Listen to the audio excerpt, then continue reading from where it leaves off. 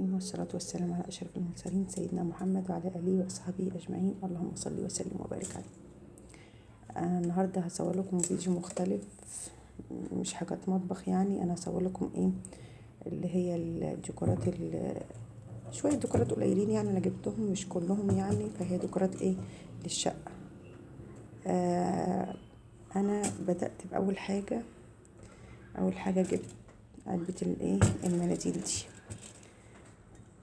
دي انا جبتها، وجبت معاها اللي هي العلبة دي شيلت الفرش بتاع الميك اب، فانا لقيتهم فحبيت اعمل بيهم يعني طقم بيتحط كده على السراحة. دي علبة مناديل، ودي الفرشة بتاعتها اهو، لقيتها جميلة وحلوة. كنت معدية كده بالصدفة والله، ودخلت المحل لقيتهم ورحت جايباها. دي علبة معرفش وراقة او علبة مناديل زي ما بيقولوا عليها. دي كنت جايباها ب250، ولقيت معاها اللي هي العلبة بتاعتها دي ب90. فعجبوني بصراحة. انا كان عاجبني السيلفر بصراحة اكتر حاجة، بس انا عشان عاملة لها الديكور كله فيه ذهبي، فحبيت هو الذهبي او الجولد بيمشي مع اي نوع عفش او اي لون او اي حاجة يعني، معروفة ان هم حبيت ان انا اجيب حاجة تمشي مع الحاجة يعني، اللي هتبقى معمولة. هي لسه بنتي مش مخطوبة ولا حاجة، بس انا حبيت اوحد لها اللون واحد، فجبت دول. السيلفر كان موجود ايوه، بس انا عجبني ده على اساس ان انا جايبه الشياله والبونبونيره فيها ذهبي، فحبيت اوحد اللون ده. قلت تحطهم على السراح. جبت علبه برضو المناديل دي، هي ازاز شفاف، وبرضو الحروف بتاعتها ذهبي، عجبتني. انا هجيب منها كمان واحده تاني عشان تبقى واحده مثلا في الصالون وواحده في الانتريه، لكن اللي انا وريتها لكم دي هتبقى على السراح. فجبتها عجبتني. في منها بقى يعني ازاز بس مش شفاف، يعني زي عامل زي الفامي كده يعني، فما عجبتنيش والله بصراحه. انا عجبني ده، عجبتني وعجبني شكلها فجبتها، ولسه هجيب لها واحده تاني، ودي كانت عامله 350 جنيه. شكلها شيك وجميله، وهي الترندي دلوقتي. كل حاجه دلوقتي اللي بتطلع كلها ترندي، وبرضو حتى لو مش ترندي هتمشي مع مع الديكورات برضو ان شاء الله. دي تاني حاجه، لسه ان شاء الله باذن الله هجيب لها واحده تانية.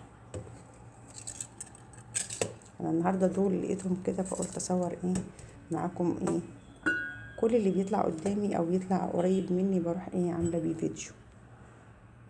ده ده برضو دي بونبونيره. دي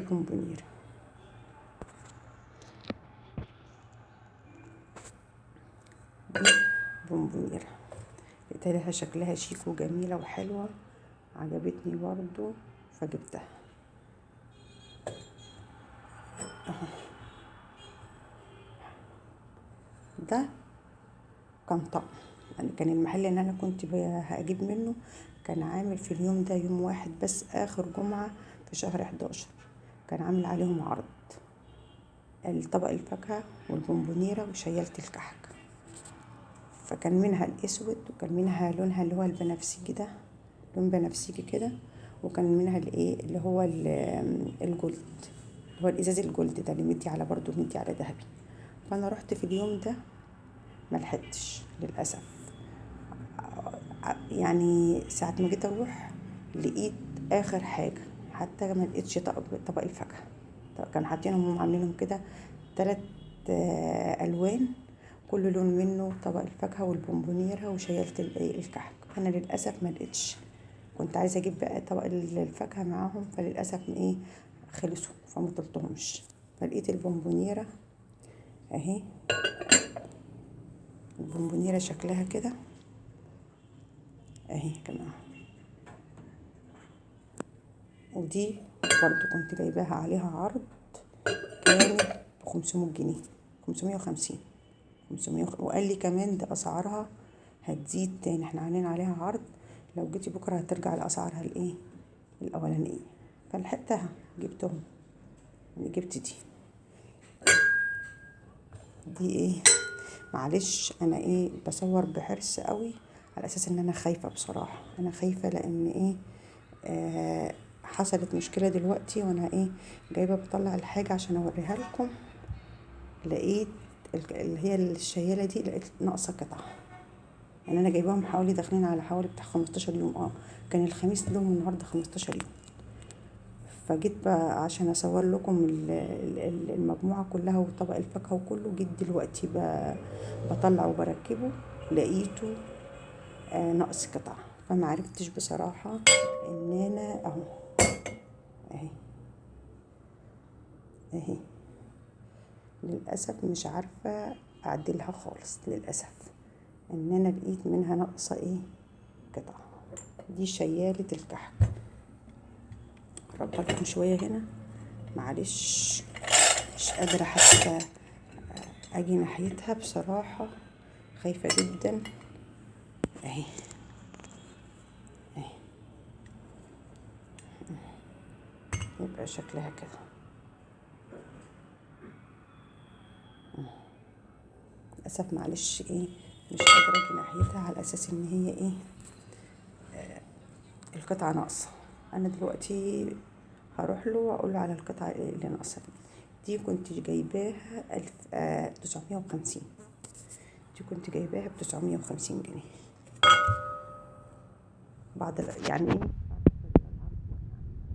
قال لي دلوقتي هتوصل ل1200 1300. بس للاسف دلوقتي زعلت جدا والله على القطعه اللي هي لقيتها غايبه. انا طليت على الرسمه بتاعتها على العلبه، لقيت فعلا في قطعه غايبه، عشان كده معرفتش اركبها كويس عشان اوريها لحضراتكم. ودول كان حاجاتي النهارده اللي انا اشتريتها اهو. مجموعة لسه كمان في حاجات تاني لسه يعني، بس انا اللي بلاقيه قدامي بجيبه. هما دول معروضاتي النهارده او مشترياتي. ايه رأيكم فيهم بقى؟ عجبونكم؟ وقولولي لو انا فعلا كده ماشيه الالوان مع بعضها. انا كنت عايزه بصراحه اغير ده، بدل الاسود كنت عايزه اجيبه اروح لهم يعني واقول لهم ان انا عايزه ابدله، اجيب اللي هو العسلي. هل دول حلوين؟ شكلهم حلو يعني انتوا شايفينهم كده حلوين، ولا انا اجيب ولا اغير؟ فقولوا لي رايكم يعني ارجو لو اي حد يعني يفيدني ويقول لي لو انا اخليهم هم دول اللي هو اللون الاسود، ولا اغير لها واجيب لها اللي هو اللي هو العسلي. دي كانت حاجات يا جماعه النهارده. ولسه كمان هجيب برضو طبق الفاكهه، وهجيب برضو علبه مناديل، ولسه اللي هو الحاجات الديكورات دي يعني ما بداتش غير في دول. كل ما بلاقي حاجه قدامي وممكن تكون عليها عرض حتى لو فبروح. فايه رايكم؟